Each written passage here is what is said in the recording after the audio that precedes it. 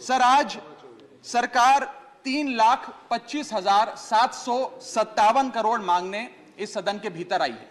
मैं माननीय वित्त मंत्री जी का ध्यान ये पैसे सैंक्शन करने से पहले और सदन का ध्यान इस पैसे को अनुमति देने से पहले 8 बड़ी बीमारियां जिससे आज भारत देश की अर्थव्यवस्था पीड़ित है, बीमार है, उसकी तरफ करना चाहता हूं।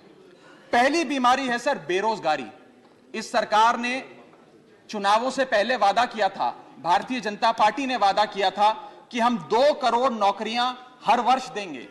सर, नौकरियां तो नहीं आई, लेकिन इस वित्तीय वर्ष में बीजेपी की सरकार ने बेरोजगारी दर को 45 सालों में सर्वाधिक कर दिया। सर, 45 ईयर हाई पे अनएम्प्लॉयमेंट रेट कर दिया। सर, 2014 में जब बीजेपी की सरकार बनी थी, 2014 में जब इनकी सरकार बनी थी, तब देश का बेरोजगारी दर 4.9% था।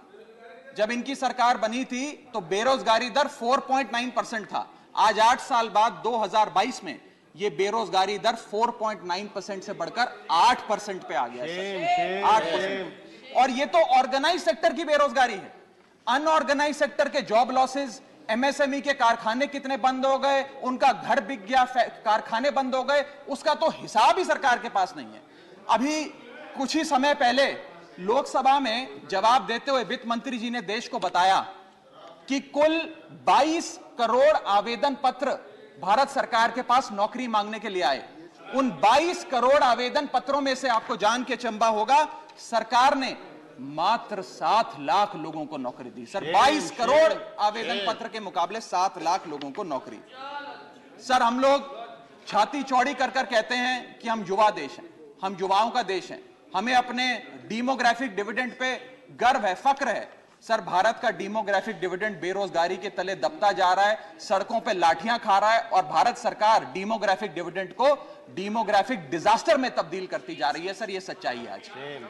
सर, मैं आपको बताना चाहूंगा कि यह सरकार जिसने देश को, युवाओं को घर पे बिठाने का काम किया, इसका नारा बदल के हो गया है हर घर बेरोजगार। यही है आज की भाजपा सरकार। सर, मैं दूसरी बड़ी बीमारी जो इस भारत की अर्थव्यवस्था को लगी है उसकी तरफ आपका ध्यान आकर्षित करना चाहूंगा। दूसरी बड़ी बीमारी है सर इन्फ्लेशन, यानी कि महंगाई। इन्फ्लेशन को कहा जाता है sir, inflation is taxation without legislation. वो महंगाई जो सरकार कानून लाए बिना जनता पे थोप देती है। सर, आज भारत की महंगाई इस वित्तीय वर्ष में 30 सालों में सर्वाधिक थी। सर, 30 ईयर हाई पे, जहां भारत की थोक महंगाई 12 से 15% के आसपास घूम रही है और खुदरा महंगाई 6 से 8% के आसपास घूम रही है।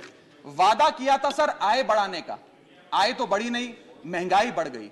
और सर, बढ़ती महंगाई और घटती कमाई के चलते आज देश को आधार कार्ड की नहीं, उधार कार्ड की जरूरत पड़ रही है। देश के आम आदमी को उधार कार्ड की जरूरत पड़ रही है। और सर, आज इस बहस को सुन रहे भारत देश के करोड़ों लोगों को मैं कहना चाहूंगा कि यह सरकार आप सबको गरीब कर रही है। गरीब सिर्फ वो नहीं सर जो सड़क पे कटोरा लेकर भीख मांग रहा है, हम सब गरीब हो रहे हैं। गरीब इसलिए हो रहे हैं कि हमारी आमदनी नहीं बढ़ रही, लेकिन महंगाई बढ़ती जा रही है। सर, मैं उदाहरण देता हूं, एक शख्स जो 20,000 रुपए महीने के कमाता था और 18,000 रुपए खर्च करता था, वो महीने का 2,000 रुपए बचाता था। आज उसकी आमदनी 20 की 20 है, 20,000 है, लेकिन खर्चा 18,000 से बढ़कर 25,000 करोड़ हो गया। यानी कि 20,000 की आमदनी, 25,000 का खर्च, 5,000 रुपए की नुकसान का खामियाजा का कर्जा देश का एक एक आदमी भुगत रहा है। सर, मैं बताना चाहूंगा, सुनिए मेरी बात ध्यान से। जब 2014 में महंगाई का आलम देखिए सर, 2014 में जब यह सरकार बनी थी तो पेट्रोल 55 रुपए प्रति लीटर पे बिकता था। आज पेट्रोल 100 रुपए प्रति लीटर पे बिकता है। डीजल 45 लीटर पे बिकता था, 45 रुपए प्रति लीटर, वो डीजल आज 90 रुपए प्रति लीटर पे बिक रहा है। सर, एक गैस का सिलेंडर 400 रुपए का मिलता था बाजार में 2014 में जब इनकी सरकार आई थी, आज वो गैस का सिलेंडर 1100 रुपए का हो गया। सर, 1100 रुपए का। दूध 1 लीटर 36 रुपए का मिलता था, दूध आज 60 रुपए प्रति लीटर हो गया है। और सर, सीएनजी 40 रुपए प्रति यूनिट प्रति केजी मिला करती थी, आज वो सीएनजी 80 रुपए प्रति यूनिट मिलती है सर। इस सदन में सर जब प्याज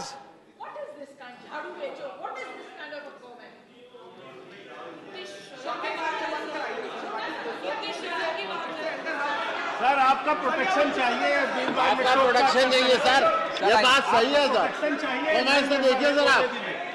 चलो बोलो सर, बोलो, चलो बोलो बोलो बोलो sir sir sir sir sir जब देश में, I am not yielding but sir, इस देश में जब प्याज के दाम 100 रुपए प्रति केजी के ऊपर हो गए और इस सदन में हंगामा हुआ, तो माननीय वित्त मंत्री जी ने कहा कि मैं प्याज नहीं खाती, तो मुझे उनके भाव से, प्याज की कीमतों से कुछ लेना देना नहीं है। ये मेरा विश्वास है सर कि माननीय वित्त मंत्री जी आटा, चावल, दाल, दूध, दही, पनीर तो अवश्य खाती होंगी, क्योंकि इन सब के भाव बढ़ गए। जीएसटी लगा लगा के इन्होंने देश की थालीनॉमिक्स, फूड इन्फ्लेशन को बिगाड़ दिया। आटा, दाल, चावल, दूध, दही, सबके रेट आज स्काई रॉकेटिंग है सर, आसमान छू रहे हैं। और भारत की फूड इन्फ्लेशन 10% से लेकर 17% के बीच पूरे वित्तीय वर्ष में मंडरा रही है। ये हालात हैं सर भारत की थालीनॉमिक्स की। मैं बताना चाहूंगा सर कि इस सरकार ने अमीरों को अमीर और गरीबों को गरीब करने का काम किया। पर कैपिटा इनकम किसी भी देश की आर्थिक स्वास्थ्य का एक बहुत बड़ा इंडिकेटर होता है। भारत की पर कैपिटा इनकम वित्तीय वर्ष 2021 में सर 9,160 रुपए से गिर गई, यानी कि हर व्यक्ति की औसतन कमाई 9,160 रुपए गिराने का काम किया। यानी कि आमदनी 98, खर्चा रुपया, यह सरकार ने करके हम सबको दिया है सर। तीसरी बड़ी बीमारी जो भारत की अर्थव्यवस्था को लगी हुई है वो है आर्थिक सुधार का झांसा, the hoax of economic recovery. इस वित्तीय वर्ष के पहले क्वार्टर में भारत की आर्थिक विकास दर 13.5% थी। दूसरा क्वार्टर आते आते, जिसे फेस्टिवल क्वार्टर कहते हैं, जिसमें बड़े बड़े त्योहार आते हैं, जिसमें खपत भी बढ़ती है, उत्पादन भी बढ़ता है, मांग भी बढ़ती है, उस क्वार्टर में आर्थिक विकास दर 13.5% क्वार्टर 1 के मुकाबले गिरकर 6.3% पे आ गई सर, यानी कि आधी हो गई। और अगर आप पिछले साल के क्वार्टर सेकंड से दूसरी तिमाही से कंपेयर करें तो क्वार्टर ऑन क्वार्टर 2021 में 8.4% दूसरी तिमाही की ग्रोथ थी, और इस बार इस क्वार्टर में जो अभी समाप्त हुआ 6.3% है। यानी कि भारत की आर्थिक विकास दर घटती जा रही है। और मुझे बड़े दुख से कहना पड़ रहा है कि जब वित्त मंत्री जी फरवरी में वित्तीय वर्ष 23-24 का बजट प्रेजेंट करेंगी, तब भारत की चौथी तिमाही की आर्थिक विकास दर 5% से भी नीचे होगी, which is unprecedented in recent time sir. यह भारत की इकोनॉमिक ग्रोथ की हालत है। और यह वर्ष तो जो बीत गया, इस वर्ष तो आपने आर्थिक जो विकास दर था उसकी ऐसी तैसी कर दी। अगले साल के आर्थिक विकास दर के आंकड़े सुनिए। सरकार चाहती है हम 8% पे आगे बढ़ें। वर्ल्ड बैंक कहता है वित्तीय वर्ष 23-24 में हम मात्र 6% पे ग्रो करेंगे। क्रिसिल कहता है हम 6% पे ग्रो करेंगे। ओईसीडी कहता है हम 5.7% पे ग्रो करेंगे। गोल्डमैन सैक्स कहता है हम 5.3% पे ग्रो करेंगे, और आईएमएफ कहता है हम 5.1% पे ग्रो करेंगे। यानी कि भारत की अर्थव्यवस्था में ऊपर जाने की बजाय हमारी व्यवस्था नीचे आ रही है सर। चौथी और एक बड़ी बीमारी जो भारत की अर्थव्यवस्था को लगी है वो है द डेट क्राइसिस। भारत सरकार की देनदारी, भारत सरकार पे चढ़ा बहुत बड़ा कर्ज। सर 1947 से लेकर 2014 तक, यानी कि इन 67 सालों में कई पार्टियों की सरकारें रहीं, केंद्र में कई पार्टियों ने शासन किया। इन 67 सालों में तमाम पार्टियों की सरकारों ने मिलकर कुल कर्जा 55 लाख करोड़ का लिया था, और बीते 8 सालों में 2014 से 2022 में इस बीजेपी की सरकार ने कुल कर्जा 85 लाख करोड़ रुपए लिया। यानी कि एक तरफ 67 सालों का, बीते 67 सालों का 55 लाख करोड़ का कर्जा, और इस सरकार ने अकेले 8 सालों में 85 लाख करोड़ रुपए का कर्जा ले लिया। मैं पूछना चाहता हूं इनसे कि ये तो मुफ्त की रेवड़ी भी नहीं बांटते, ये तो मुफ्त की रेवड़ी में भी विश्वास नहीं रखते, तो फिर इनका कर्जा इतना कैसे बढ़ता जा रहा है? ये पैसा जा कहां रहा है, किसकी जेब में जा रहा है? दोस्तवाद की नीति के तहत कौन से इनके दोस्त हैं जिन्हें फायदा पहुंचाया जा रहा है? ये मैं पूछना चाहता हूं सर 2014 में जब भाजपा की सरकार बनी तो government debt to GDP ratio 40% था, मात्र 40%। आज government debt to GDP ratio इस देश में 90% छू रहा है सर, 90%। और इस देश की डेट की स्थिति बढ़ाकर 1,55,000 करोड़ का 1,55,000 करोड़ का कुल कर्जा इस देश ने लिया सर। पांचवी बीमारी जो भारत की अर्थव्यवस्था को लगी हुई है, पांचवा बड़ा रोग, किसानों का संकट। सर मैं बताना चाहूंगा कि बड़े बड़े उद्योगपतियों के, अपने दोस्तों के बड़े बड़े लोन्स इन लोगों ने माफ कर दिए, लेकिन भारत देश के किसान की जो कर्जा था, जो डेट था, वो पिछले 8 सालों में 53% बढ़ा है, कम नहीं हुआ सर, 53% इंक्रीज हुआ है, जिसके चलते आज एवरेज फार्मर डेट, पर फार्मर डेट इस देश की 74,000 रुपए, यानी कि 74,000 रुपए का कर्जा आज देश के हर किसान के सर पर है सर। अगर किसान अपना कर्ज का भुगतान नहीं करता तो उसके नाम के नोटिस चिपकाकर किसान की बदनामी करती है यह सरकार, और बड़े बड़े उद्योगपति जो लाखों करोड़ रुपए डकार गए, उन्हें बिजनेस क्लास में बिठा के देश से रवाना करती है सर ये सरकार। सर आज हमारा देश का अन्नदाता, देश का किसान जो हमारा पेट भरता है, जो हमें खाना देता है सर, आज वो जहर खाने को मजबूर हो गया है। एनसीआरबी का डेटा बताता है कि वित्तीय वर्ष 21-22 में 10,851 किसानों ने आत्महत्या करी। यानी कि इस देश में औसत रोज के 30 किसान आत्महत्याओं की आती है। 30 किसान रोज इस देश में आत्महत्या कर रहे हैं। हम आजादी का अमृत महोत्सव मना रहे हैं and 30 farmers per day in this country commit suicide sir. Sir मैं अपने ट्रेजरी बेंचेस पे बैठे मित्रों को यह भी कहना चाहूंगा कि किसान भोला है, भुलक्कड़ नहीं है। वो ये नहीं भूला कि 1 साल आपने उसे खुले आसमान में सड़कों पे आंदोलन करने के लिए उतारा था, जिसमें 800 से ज्यादा किसानों की शहादत हुई सर। और सर किसानों के बारे में मैं एक आपको बड़ी महत्वपूर्ण जानकारी देना चाहता हूं। किसानों की आय दुगनी करने का वादा सरकार ने किया था कि हम बढ़ाएंगे और दुगनी करेंगे। आय दुगनी करना तो छोड़ दीजिए, स्टैंडिंग कमेटी ऑन एग्रीकल्चर की रिपोर्ट बताती है कि 4 से ज्यादा राज्यों में आय बढ़ाना तो दूर, 30% किसानों की आय घट गई सर, बढ़ाना तो दूर की बात। आय किसान की घटाने का काम इन लोगों ने किया, और एक ऐसे दौर में जब भारत की रूरल इन्फ्लेशन भारत की अर्बन इन्फ्लेशन से ज्यादा है, यानी कि गांव में रहना महंगा है शहरों के मुकाबले। सर मैं छठी बीमारी पे आता हूं। जो छठी बीमारी भारत की अर्थव्यवस्था को लगी हुई है सर, वो है प्राइवेट सेक्टर इन्वेस्टमेंट में गिरावट। 2 बड़े फायदे इस सरकार ने कॉर्पोरेट जगत को दिए। पहला, कॉर्पोरेट टैक्स कम करके 30% से घटाकर 22% कर दिया, जिसमें 1.5 लाख करोड़ का फायदा 1.5 लाख करोड़ का फायदा कॉर्पोरेट्स को दिया, और सरकार का हर साल का 1.5 लाख करोड़ का नुकसान कराया। और दूसरा बड़ा फायदा, अपने दोस्तों के उद्योगपतियों के पिछले 5 वित्तीय वर्षों में 10 लाख करोड़ रुपए राइट ऑफ कर देने, वो माफ कर देने। ये 2 बड़े फायदे उन्होंने, रियायतें। Honourable member, you have twice made observations अपने दोस्तों के। I have taken note of it. These are one second. Can't you keep your seat? Honorable member Jaya Bachchan raised a very important issue. I wanted to reflect to it after you had concluded, but since you have continued with the 2 indiscretions, you need to be careful about it. Okay. Everything which you say here leads to consequences. As regards what the honorable member said, if someone is speaking, where is the occasion to make a shouting of that kind? I deprecate this, whether it is from this side or that side. Thank you, sir. Everyone is entitled to patient hearing, and let us not show aggression except in our thought process. Both sides are there. So be careful about it. Go ahead.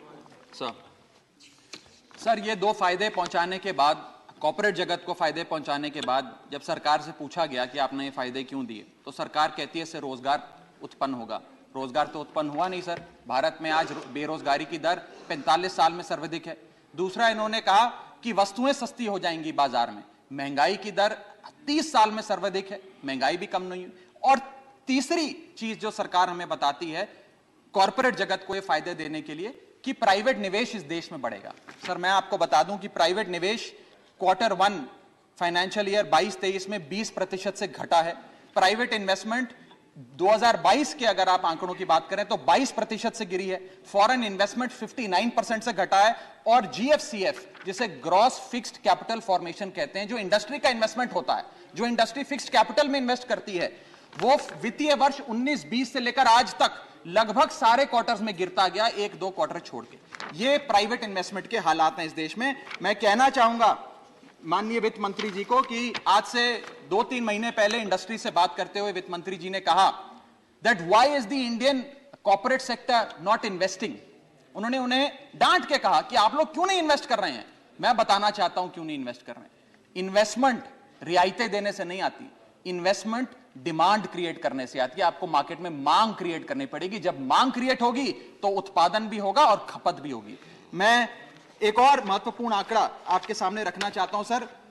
7वीं बड़ी बीमारी जो भारत की अर्थव्यवस्था को लगी है, devaluation of the Indian rupee, गिरता हुआ रुपया।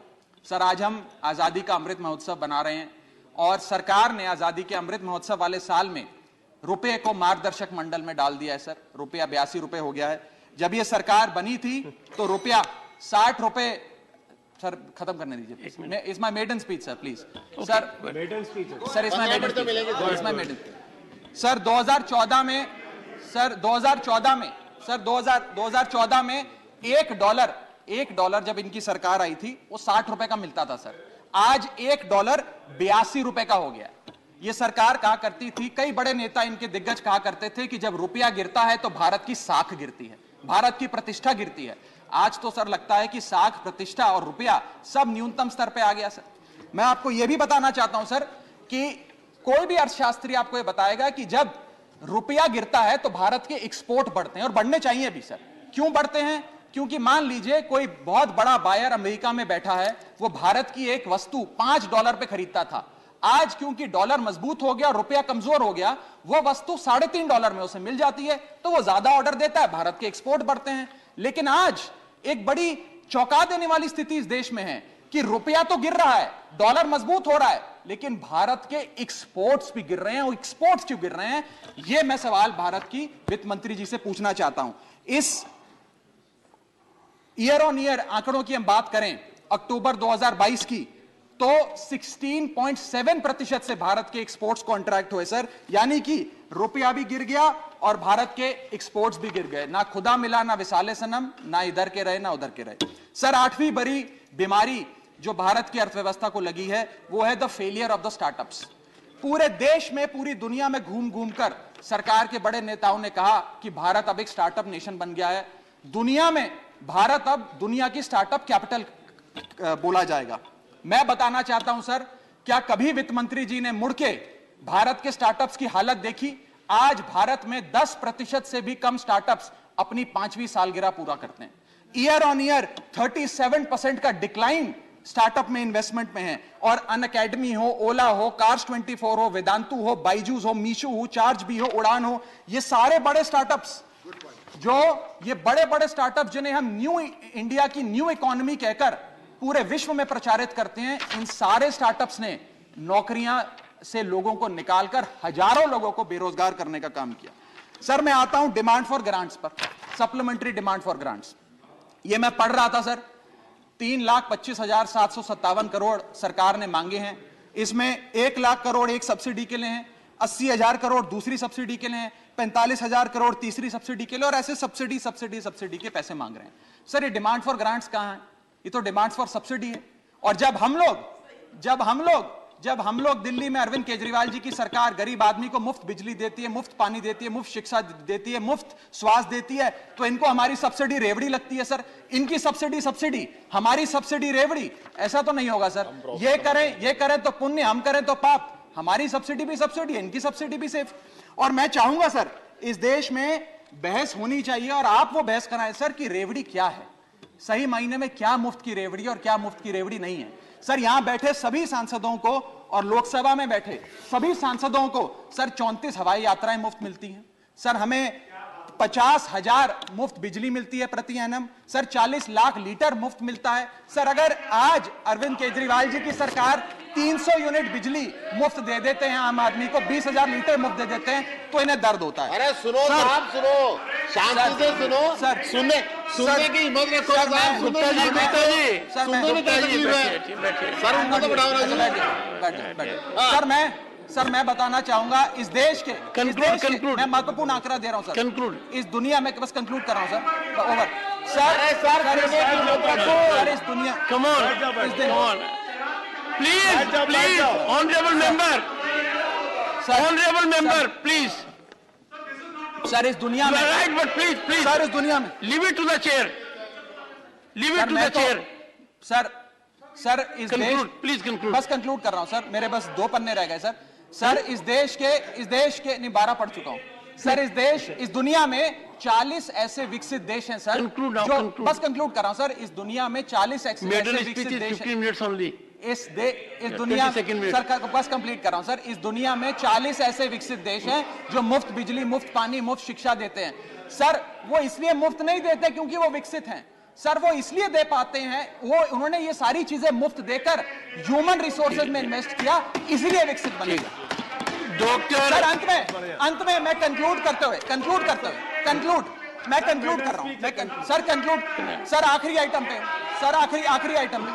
Sir supplementary demand for grants में पढ़ रहा था sir. Supplementary demand for grants के अंदर एक बड़ा दिलचस्प लाइन आइटम है, मैं सबका ध्यान चाहूंगा sir supplementary demand for grants में एक बड़ा दिलचस्प लाइन आइटम है, मैं पढ़ के सुनाना चाहूंगा। For purchase of land and ready built office accommodation for the enforcement directorate 30 crore rupees. Sir खाली 30 करोड़ रुपए ईडी के लिए। इनका बेस्ट परफॉर्मेंस देने वाला विभाग है, सारे नेताओं को जेल में डाल दिया। इसके लिए तो 30 लाख करोड़ लेना चाहिए, खाली 30 करोड़ से बात नहीं बनेगी। इनको 3 लाख करोड़ लेकर ईडी के थाने हर गली मोहल्ले में खोलने चाहिए और किसी मोहल्ले में कोई विपक्ष का नेता ना बचे, सबको जेल में डालने का काम करना चाहिए सर। प्रसन्नता नंदा सर अंत में प्रसन्नता नंदा सर आखिरी पेज है सर, आखिरी सर आखिरी पन्ना है। मेरे 10 सवाल हैं बस सर, लास्ट मेरा पहला सवाल, मैं 10 सवाल वित्त मंत्री जी 30 सेकंड सर 2 मिनट बस 30 सेकंड मैं 10 सवाल पूछ के अपनी बात समाप्त करूंगा। पहला सवाल, does the honourable finance minister know the market price of 1 kg of wheat, 1 kg of rice and 1 liter of milk today? Sir, why has the government, second question sir, why has the government's mega budget presented in February 2022 failed to generate employment? My question number 3 sir, why is inflation in products which are produced in India, not imports like petrol and diesel, burning a hole in the common man's pocket? So question number 4, why is the private sector not investing despite repeated appeals by the Honorable Finance Minister? Question number 5, how many jobs have been created by way of handing out these favors of tax waivers and debt waivers to the corporate India? Question number 6, why is there a tremendous meltdown in India's new economy, that is the startup economy? Question number 7, how long before the rupee regains its value, sir, or is the government working towards hitting a century with the value of the Indian rupee? So question number 8, if the rupee is weakening, exports should rise. Exports are the second engine of our economy. Why are the exports falling? Question number 9, given the sad plight of Indian economy, where the growth rate is lesser than the inflation rate, has India formally entered stagflation? Conclude. And my last question is, when will the government reduce the tax burden on the common man, that is the GST?